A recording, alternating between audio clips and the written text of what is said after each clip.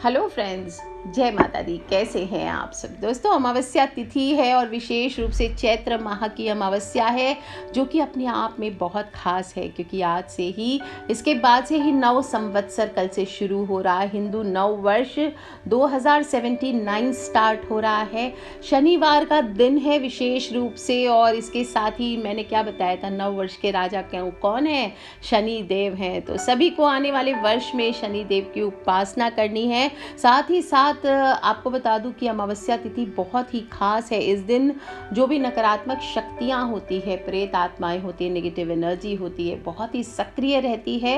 इसलिए इस दिन सूक्ष्म जीवों का ध्यान करना, उनको शांत करके रखना, पूजा पाठ करना, मंत्र जप करना, पितृ तर्पण के कार्य करना, नदियों में स्नान करना, धार्मिक कार्य करना, दान करना, ये सब करना चाहिए। ये बहुत चमत्कारी होता है दोस्तों। पितृ दोष से मुक्ति का खास दिन है। इस दिन जो भी आप उपाय करेंगे, इससे घर में सुख शांति आती है, धन समृद्धि में वृद्धि होती है, और विशेष रूप से कुछ उपाय भी करने चाहिए। इस दिन का महात्म्य इतना बतलाया गया है कि एक नगरी में एक बार एक राजा राज किया करता था। उसकी प्रजा और परिवार दोनों ही बहुत सुखी थे, और महल के ठीक सामने ही एक साहूकार की हवेली थी।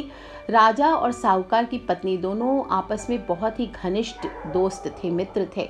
एक बार साहूकार की हवेली से उसकी पत्नी के रोने की आवाज़ आने लगी। इसके बाद रानी ने राजा से इसका कारण पूछा, तो राजा ने कहा कि सेठ का पुत्र मर गया है। इस पर रानी ने महाराज से कहा कि ये दुख क्या होता है जो सेठ की पत्नी रो रही है। इस पर राजा ने कहा कि जब तुम्हारा बेटा मरेगा तब तुम्हें पता चल जाएगा। इसके बाद रानी ने अपने बेटे को महल से नीचे फेंक दिया, लेकिन भगवान की कृपा से वह बच गया। रानी ने फिर राजा से पूछा, ये दुख क्या होता है? तब राजा ने कहा, पड़ोसी राज में युद्ध हो रहा है, मैं भी उस युद्ध में अकेला जाऊंगा। जब तुम मेरे मरने का समाचार सुनोगी तब तुम्हें पता चलेगा। लेकिन रानी अमावस्या का व्रत करती थी, जिसकी वजह से राजा उस युद्ध को जीतकर वापस आ गया। इसके बाद राजा ने रानी से कहा, अब हम गंगा मैया के दर्शन करने जाएंगे। तब मैं वहां जाकर गंगा नदी में कूद जाऊंगा, तब तुम्हें पता चलेगा कि दुख क्या होता है।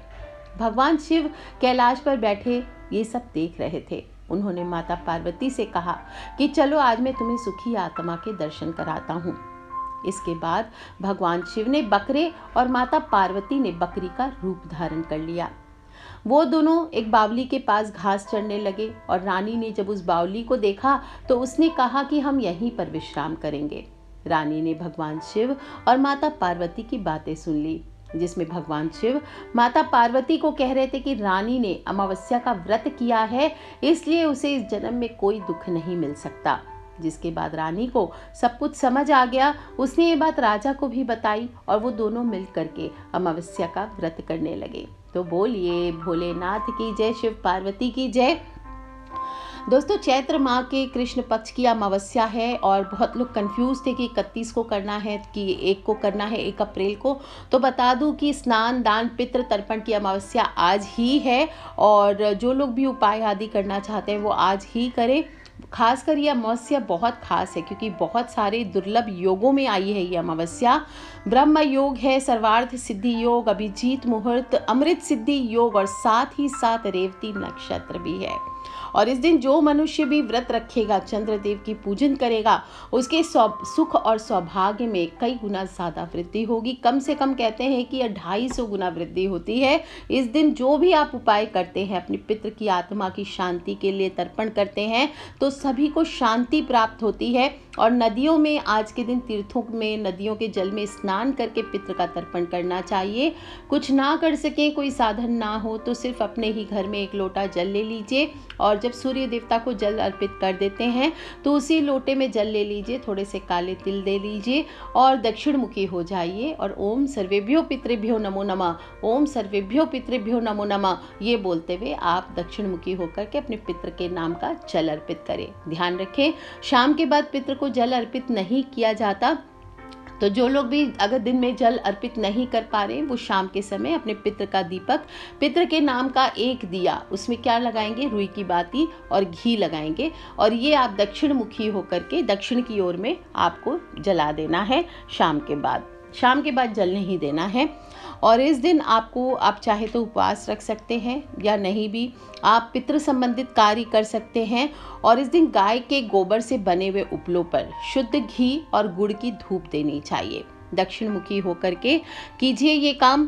घर पर ही अपने हाथों से पवित्रता से शुद्ध सात्विक थोड़ा सा भोजन बनाएं। आप खीर पूरी बना सकते हैं, जो भी आपकी इच्छा, हलवा पूरी बना सकते हैं।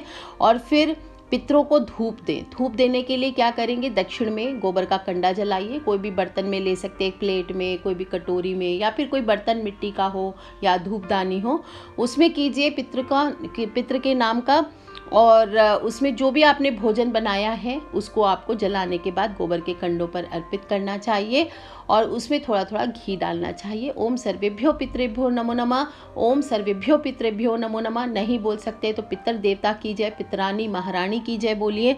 और इसके बाद हाथों में थोड़ा सा जल ले लीजिए और अंगूठे के माध्यम से पितृ का नाम लेते हुए छोड़ना चाहिए। ऐसा करने से जो लोग भी पितृ दोष आदि से ग्रसित हैं, उनके जीवन से अगर आप बड़ी बड़ी पूजाएं नहीं भी करा रहे तो भी आपके पितृ दोष की शांति होती है। तो कम से कम समय के लिए टेक केयर करता है और पितरों की कृपा आप पर बनी रहती है। दोस्तों, इस दिन आपको पितृ के निमित्त भोजन, कपड़े किसी ब्राह्मण को, सुपात्र ब्राह्मण को दान करें। जो ब्राह्मण आपका मान करे, सम्मान करे, उसको दान करें, या फिर आप किसी गरीब को भी दान कर सकते हैं। और इस दिन भगवान का अधिक से अधिक ध्यान करते हुए आपको अपने जो भी मंत्र हैं आपके, ओम नमः शिवाय, ओम नमः शिवाय, ओम नमः शिवाय, या फिर ओम नमो भगवते वासुदेवाय, ओम नमो भगवते वासुदेवाय, जो आपका दिल करे, श्री कृष्ण शरणम मम बोलते हुए आपको दिन व्यतीत करना चाहिए। और शाम के समय आपको एक दीपक ज़रूर लगाना है, गाय के घी का दीपक। बत्ती बनाने में रुई का इस्तेमाल नहीं करना है, लाल रंग के धागे का इस्तेमाल करें। और इसमें थोड़ी सी केसर डालनी है। केसर नहीं है, अफोर्ड नहीं कर सकते तो एक चुटकी हल्दी डालिए और फिर इसे घर के ईशान कोण में आपको जलाना है। घर का ईशान कोण कौन सा होता है? घर का north east corner of the house, यानी कि जो उत्तर और पूरब का कोना होता है, जिस साइड से सूर्य उदय होता है वहाँ से, और उसके बाएं हाथ में के बीच में यहाँ आपको जलाना है। और माता लक्ष्मी के नाम का वहीं बैठ जाइए दिया जला करके। थोड़ा सा भोग हो तो माता लक्ष्मी के सामने रखिए और ओम श्री ब्रीम शिम कमले कमलालय प्रसीद प्रसीद श्री ब्रीम शिम ओम महालक्ष्मी नमः, ये मंत्र आपको सिर्फ 27 बार बोलना है। और अगर ये नहीं बोल सकते इतना लंबा मंत्र तो आप सिर्फ नॉर्मल बोल लीजिए, ओम महालक्ष्मी नमः, ओम महालक्ष्मी नमः। ये भी नहीं बोल सकते तो जय माता दी या जय माँ लक्ष्मी, जय माँ लक्ष्मी, इस प्रकार से आपको बोलना चाहिए। और ध्यान रखना है कि आप, एक उपाय और बता देती हूँ, ये आपको रात को करना है 12 बजे से पहले, और स्नान कर लेना है रात के समय। गर्मी का मौसम आ गया है तो कोई प्रॉब्लम नहीं होगी आपको रात में स्नान करने में। और स्नान करने के बाद आपको पीले रंग के वस्त्र धारण करने हैं। येलो आप टी शर्ट पहन सकते हैं, येलो आप कुर्ता पहन सकते हैं, येलो धोती पहन सकते हैं, येलो साड़ी, सूट कुछ भी पहन सकते हैं। इसके बाद एक आसन बिछा लीजिए, उत्तर दिशा की ओर मुख करके आपको बैठना है ऐसे, ठीक है। उत्तर की तरफ आपका फेस होना चाहिए। और एक चौकी रख लीजिए और चौकी या पाटिया ले लीजिए, उस पर आपको एक थाली रखनी है। थाली में आपको केसर से स्वस्तिक बनाना है। केसर नहीं है तो हल्दी से बनाइए।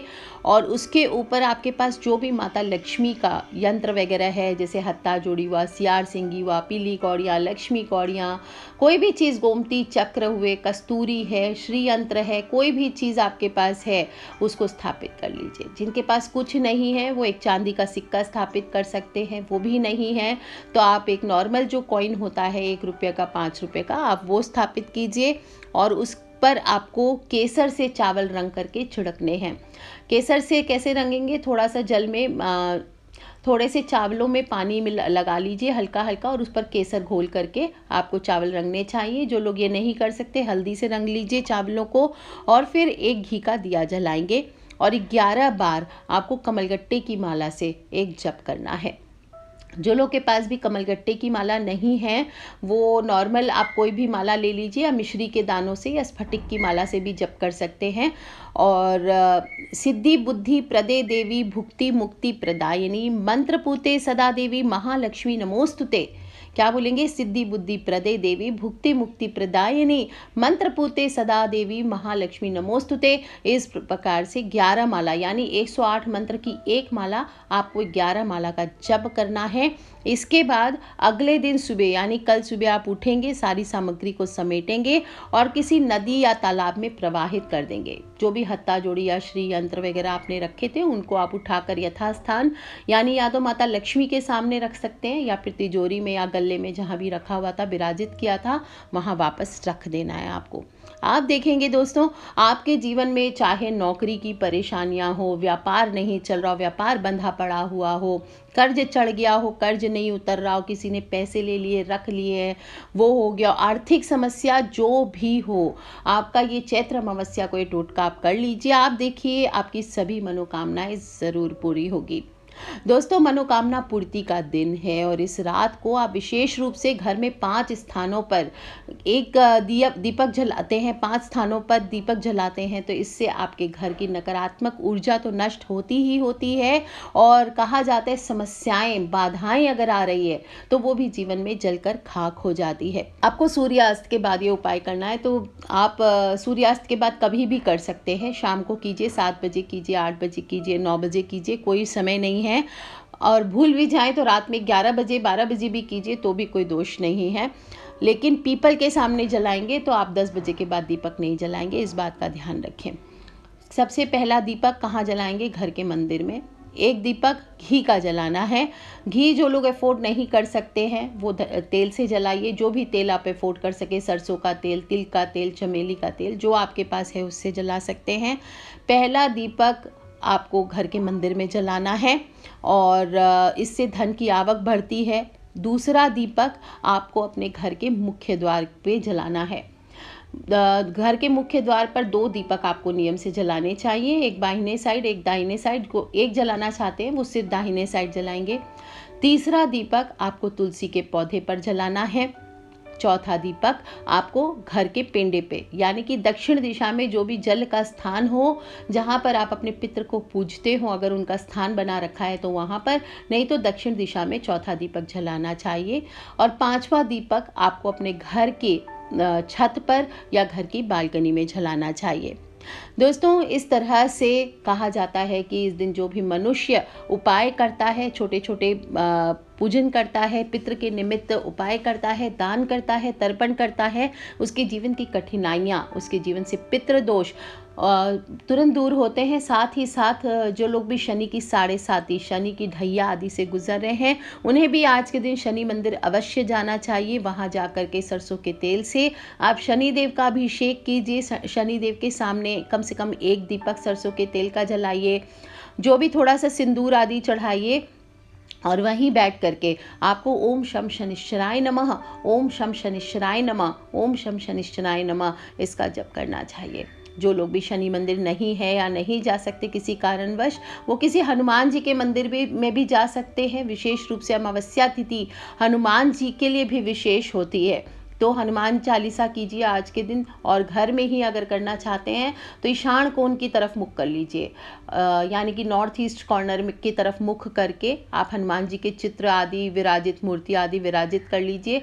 और एक तेल का, सरसों के तेल या चमेली के तेल का दिया जला करके वहीं बैठ करके थोड़ा सा गुड़ चना का भोग रखिए और हनुमान चालीसा आपको कर लेना चाहिए। दोस्तों, अपनी प्रार्थना करें, जो भी बाधाएं आ रही है, जो भी संकट आ रहे हैं जीवन में, जो भी कष्ट हैं, सच्चे दिल से आज के दिन हनुमान जी से जो भी प्रार्थना करते हैं अपने इष्ट से, ज़रूरी नहीं है कि आपको हनुमान जी को पूजना है, कि शिव जी को पूजना है, कि विष्णु भगवान को, जिनसे आपका कनेक्शन हो, दुर्गा माँ से आप बात कर सकते हैं, आप महालक्ष्मी माता से प्रार्थना कर सकते हैं, जिनसे भी आपका दिल करे उनसे कनेक्ट कीजिए और इस प्रकार से आज का दिन व्यतीत कीजिए। दोस्तों, देखिए अमावस्या तिथि है, बहुत ही खास तिथि है, आपके जीवन में बहुत सारे नेगेटिव एनर्जी को दूर करके पॉजिटिव बदलाव ज़रूर लेकर के आएगी।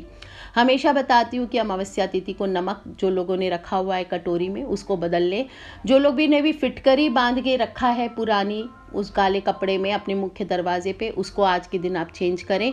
और जो लोग ने भी फिटकरी का पाउडर बना के अपने पावदान के नीचे रखा है वो सभी आज के दिन उसे बदल लें। अगर बहुत सारी नेगेटिविटी लग रही आ गई तो एक बार इन चीज़ों को चेंज करके देखिए और पूरे घर में गौमूत्र का छिड़काव कीजिए। दोस्तों, देखिए आज का दिन बहुत खास दिन है। छोटे छोटे उपाय करने मात्र से आपके जीवन में बहुत सारी पॉजिटिविटी आएगी। साथ ही साथ घर में किसी प्रकार का कूड़ा, कचरा, कबाड़ आपने भर के रखा है घर में कहीं जाले लगे हैं तो आज के दिन दूर उन सभी चीज़ों को बाहर कीजिए, हटा दीजिए, सब चीज़ साफ सुथरा कीजिए, क्योंकि माता रानी आने वाली है। कल से फिर आवाहन करेंगे माँ दुर्गा का, 9 दुर्गा का हम आवाहन करेंगे, मिलकर आवाहन करेंगे और घर को बिल्कुल साफ सुथरा कर लीजिए ताकि माँ आएंगी, प्रवेश करेंगी तो वहाँ ठहर सके।